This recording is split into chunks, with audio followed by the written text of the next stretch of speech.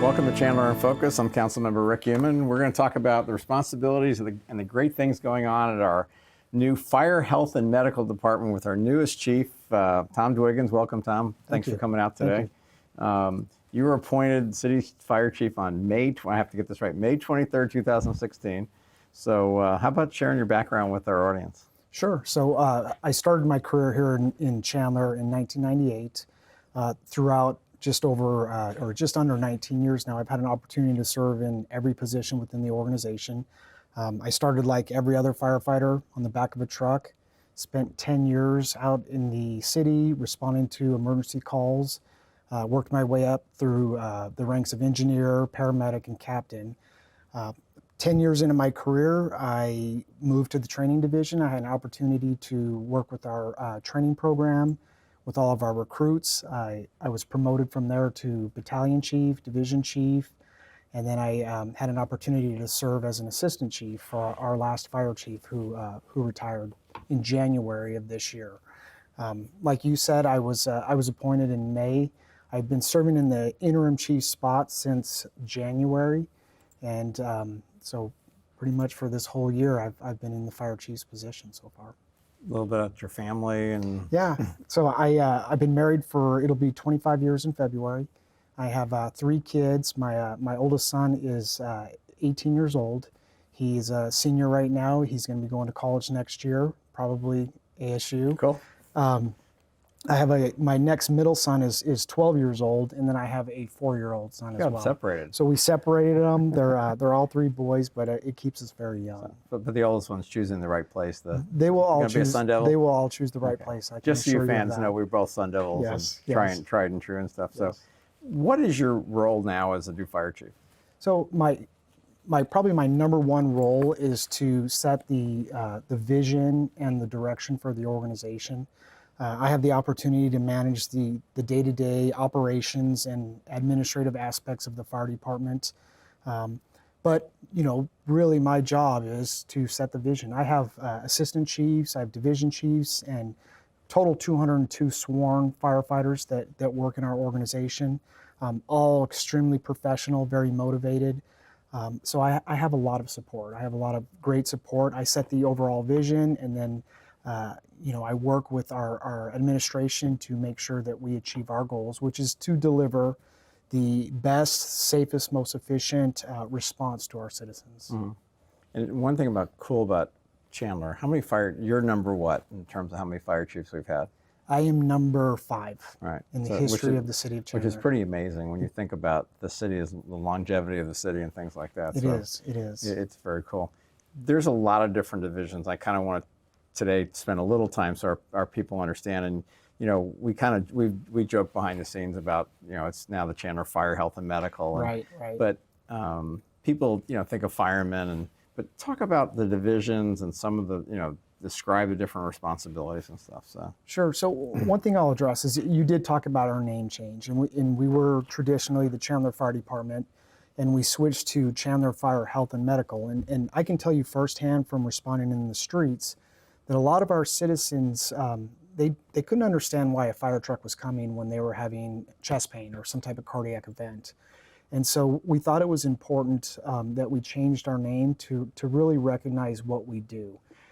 So the medical piece really describes our paramedics and EMTs and all the medical services we provide. And then when you talk about health, in the 1970s, America had a fire problem.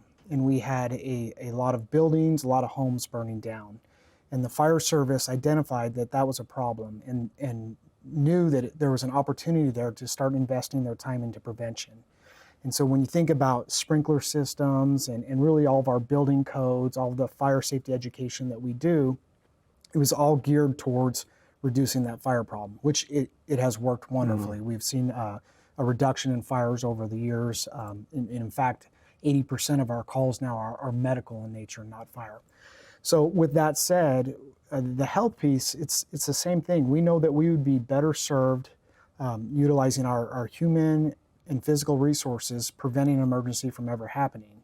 And so we are starting to really get into the health field as far as working with our citizens about being healthier, talking about signs of heart attacks, of strokes, and then even how to properly take their medications. We've put some programs together where we can work with people to help them understand their health better. I can tell you I'm very proud as a fire chief because that is not only the mission of the fire department, but the city. Our general plan was just approved, and you think about, when you read it, it talks about a healthy community. And so health is very important. Obviously, it's very important to you. I see you always running races and marathons, and we're doing the same thing. And we have really invested in not only keeping our community safe, but keeping them healthy as well. It's a well-rounded kind of a situation, because if you help prevent that stuff, it gives you the opportunity to do other things. If you have an unhealthy city and buildings aren't safe and all these kinds of things, then you're chasing it's like a dog chasing its tail kind of a situation and stuff. So Yeah. break down, the different divisions. You talk about fire, health, and medical. So, and I know we'll talk about a lot of different things today. So how many fire stations do we have? So we have 10 fire stations right Okay. now, and we actually have our 11th planned. And so Okay. in April 1st of 2018, we plan on opening the doors of our 11th fire station, which we believe will be our build-out fire station. And where's that one going to be? And that is going to be right off of Gilbert Road, and it's just going to be south of Ocotillo. Okay. And so we've noticed we are constantly assessing our response times, and I'm very proud to say that the city of Chandler has some of the best response times in the state of Arizona. But we know that we have a lot of growth over in that area, and so we identified a lot of different locations, and we found a good site to put a fire station. And so once we get that fire station in place, that'll be our 11th, like I said. We will be at build out, and now we will start really looking internally at the infill state or some of our stations on what we can do to start looking at call volume and stuff like that. As far as all of our divisions specifically about that, I like to say we group them into 3 different areas, and the first one is operations. And so our operations division is every time you see a fire truck going down the road, that represents operations. It's the day-to-day activities of our firefighters in all 10 stations. It's the response to fires, to hazardous materials, technical rescues, and obviously medical calls. And so operations consists of our largest resource as far as our personnel go. And it's everything from training our firefighters to recruiting them, all those things that we need to do to get them on the streets. Along with operations, obviously, is administration. And administration is where I work. We have a total of 12 chief officers. And these our chief officers are involved in different aspects of administration. Everything from the budget to infrastructure to our fleet, and they're managing the day-to-day things that we need to do to make sure that we are providing a safe and effective response. And then finally, as we just talked about, our prevention division, very active. We have a lot of community programs. We have programs like our CERT program. We have education programs in the school. And then we have a lot of opportunities within our community to just get out and deliver a safety message. As you know, and you've always been extremely supportive of, we have a drowning problem in this state, and especially in this county. And so prevention is tasked with setting up drowning prevention walks, or even utilizing social media to put out some type of message on how we can prevent drownings. And so that's a big part of prevention. And the other piece of prevention that sometimes gets unnoticed is our code enforcement.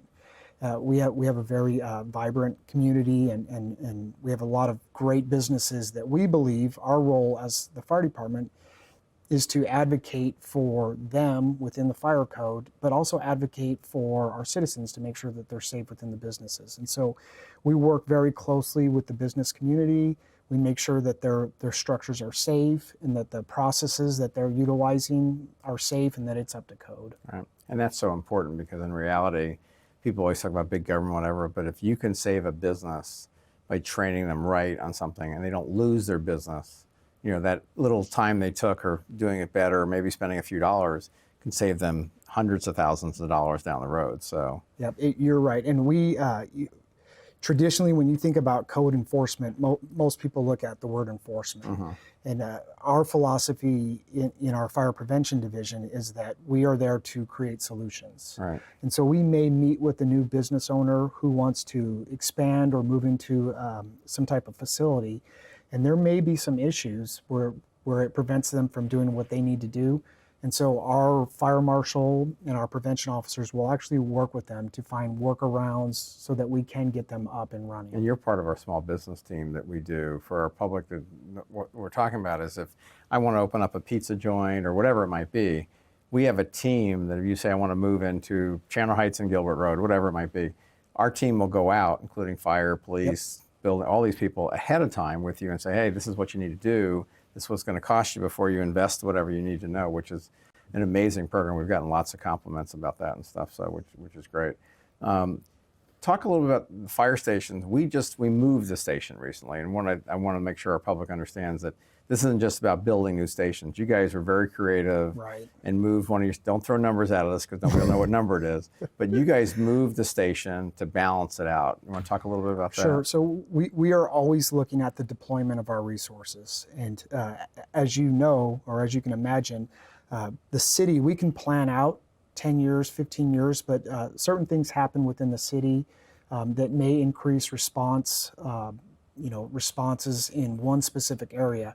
And so we are literally on a weekly basis looking at the types of calls we're running, the type of resources that they need, and then the times that it's taken us to get there. And we take into account the roads, how many turns there are, speed bumps, everything. So it's very sophisticated.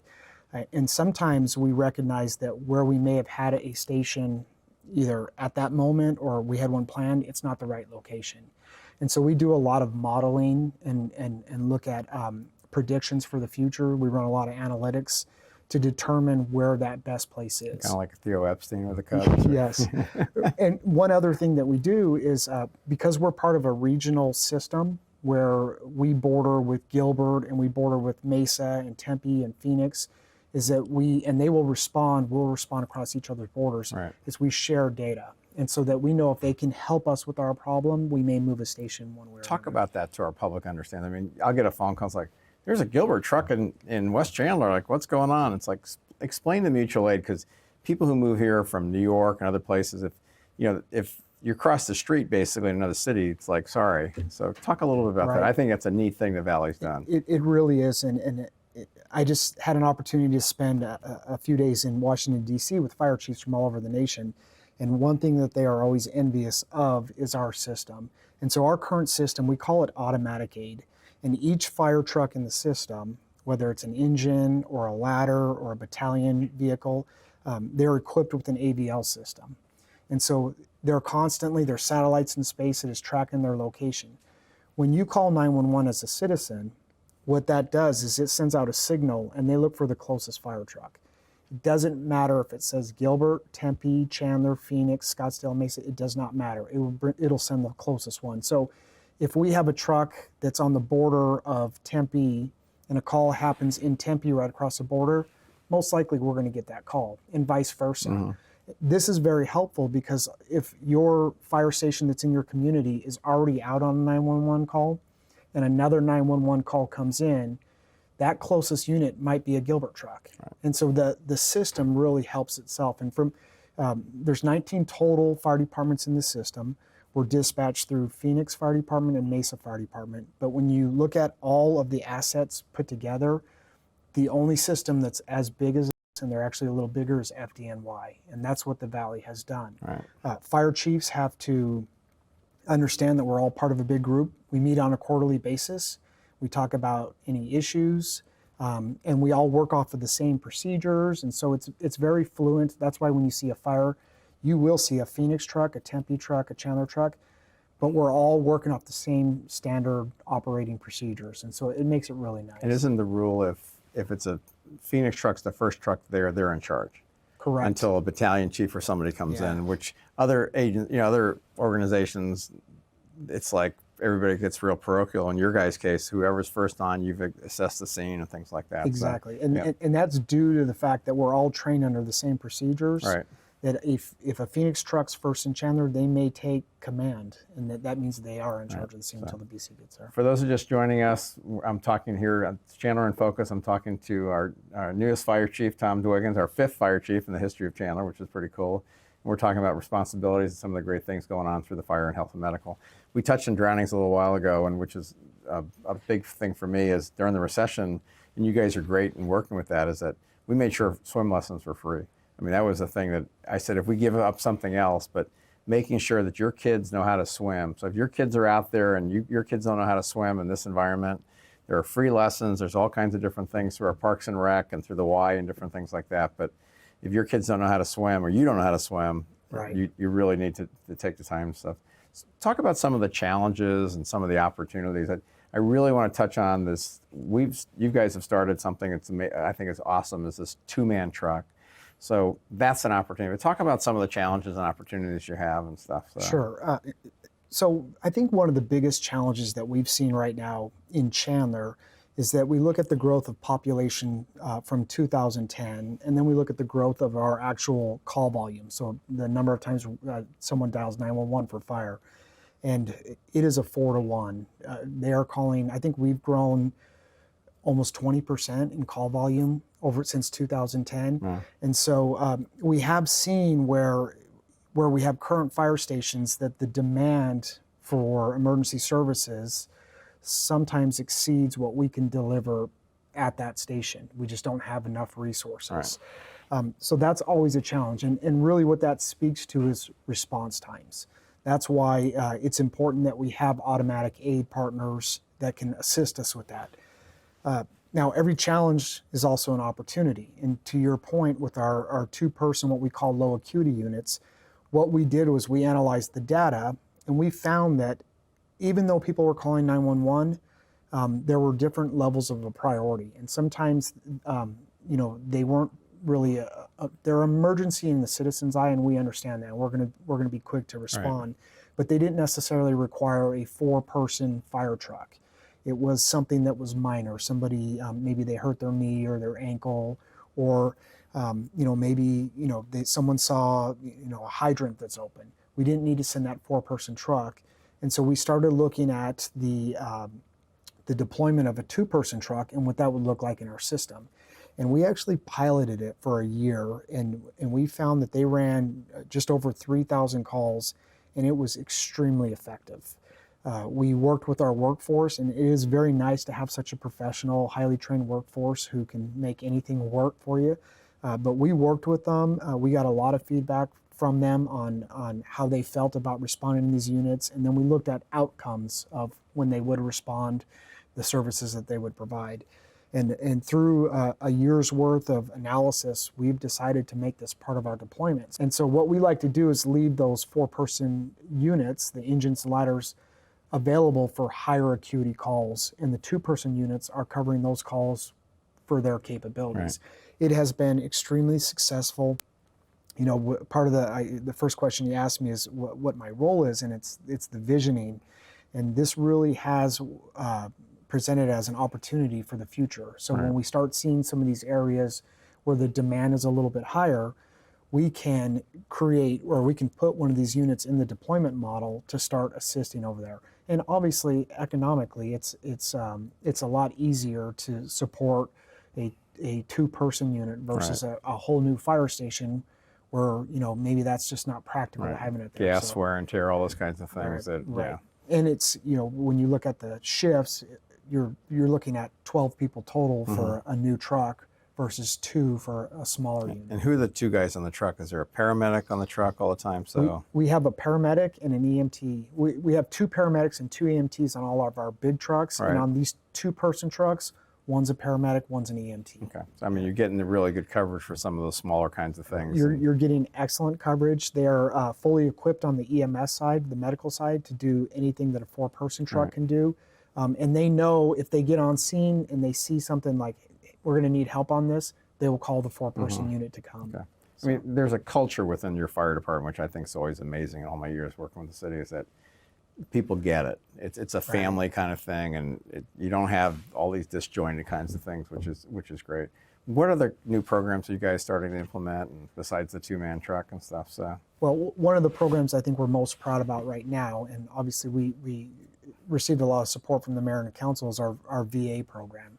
And the VA program, basically what happens is every time we run 17,000 medical calls a year. And throughout the year when we're running those calls, we ask the patient if they're a U.S. veteran. And if they're a veteran, we tag it in our system. We have a electronic patient care report system. And that sends it back to our headquarters. And the following day or the day after that, we contact the vet to make sure that they have the benefits that they need. Obviously, we know in this region that there is a VA problem, and we wanted to know what we can do to help. We are seeing our veterans. We're seeing them when they call 911, and so we looked for an opportunity to assist them to get the care that they truly needed. So we will flag our vets. That information goes back to our headquarters. And then based on the needs of the veteran, we will either get them connected with the VA to get their benefits, or we may even follow up with them with another two-person unit. We call it our community paramedic unit. And if the veteran can't get into the VA, we will actually go there and do a telemedicine visit. And so we will take an iPad out, and we will have a doctor or a PA on the screen, and we will conduct the visit in the home. And so we're very proud of it. I believe we are the only department in the nation doing this. I know some of the other departments have started to look into this, but to date, we've been in this program for just about 8 months now. I just got the numbers. We've contacted and helped with the follow-up piece, 800 veterans, and we've done 80 telemedicine visits in the home. that's amazing. So, yeah. That's amazing. I mean, all the issues of the VA and all the craziness that you guys, I always use the word cutting edge, not bleeding edge, and no puns intended, but you guys really are doing some things that are saving taxpayer dollars, helping our citizens, and it's reaching out with some new technology that's there, whether it's an iPad, telemedicine, kinds of things that are great. Talk about some of the other community outreach efforts. I mean, I know the CERT program, which I went through many years ago and stuff, and I know that's changed a little bit. And you want to talk about that and some of the other outreach things you guys do? So obviously outreach is extremely important to us. Our community emergency response team, or our CERT program, was really put in place to assist the fire department and the police department in the event of a large-scale emergency, when maybe our resources were so taxed that we were not going to be able to get to the neighborhood in time. And so we really looked for citizens to step up, and what we've done was give them a baseline set of training skills that they can use to assist us. And really what we're looking for is help in maybe keeping people safe or alive until we can get our trucks there. So if you think of a large incident, which we really don't have here, but an earthquake. Hopefully we won't. Right. Earthquake. We had the flood 2 years ago. So. We did. But it's just some large incidents where we really have to rely on our citizens. And I know you went through the program. So it's been very good. We have trained probably over 1,000 people so far. And it's been a program where we've seen it evolve over time. It used to be like a 7-week program. I think you guys are doing it in a weekend now, or 2 weekends. Yeah, we've really condensed the program, but what we've done was offer a lot of ongoing training. Right. Now, from there, what we found was we had a lot of active citizens within the Chandler community who, the reason that they volunteered here is because they wanted to serve and they want to volunteer. Right. And we haven't, knock on wood, we haven't gotten any of these big, earthquakes or anything like that. And so we've tried to find other ways that they can serve our community. And that's where we do smoke detector walks. We do the drowning prevention walks. I've seen you there before. And the CERT team has really been helpful to us to staff those events. And so just recently, we've decided that we are going to just create a volunteer workforce. The CERT program will stand on its own, and it'll really be geared to that training to make your neighborhood safe. Right. But we're trying to find other ways to keep our citizens engaged in volunteering. And so we actually have a smoke detector walk coming up on the 8th of October. And then we have events that we're planning throughout the year that we're going to start using our volunteers for. It's kind of like the police volunteer program in a different way that Right. our motorist assistant stuff, which you don't have that kind of a situation, but because we have some great citizens who do lots of work. So We do. yeah. I'll tell you, that's one of the greatest. I actually had lunch with the police chief today, and one of the things that we talk about is it feels so good to work and live within this community where the community truly supports public safety, Right. and we feel it constantly. Right, and stuff. So what are some of your goals for the coming year, part of your strategic plan and stuff? So that is our goal. Is we wrote a strategic plan a few years ago, and we're an accredited organization. So every 5 years we write a strategic plan. But we have decided, we're looking at build out coming up. We are looking at an increase in call volume, and we're looking at really the expectations of our citizens of the fire departments are changing. And so we've decided to go through another strategic planning process starting in January. And we are going to look at everything from how we recruit firefighters to how we deploy firefighters.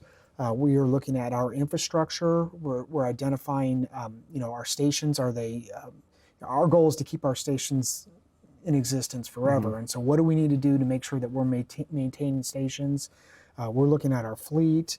And then we're just looking at the landscape of emergency services to ask ourselves, are we providing the most effective response? And are there new opportunities out there that we can capitalize on, not only with our residents, but with our businesses?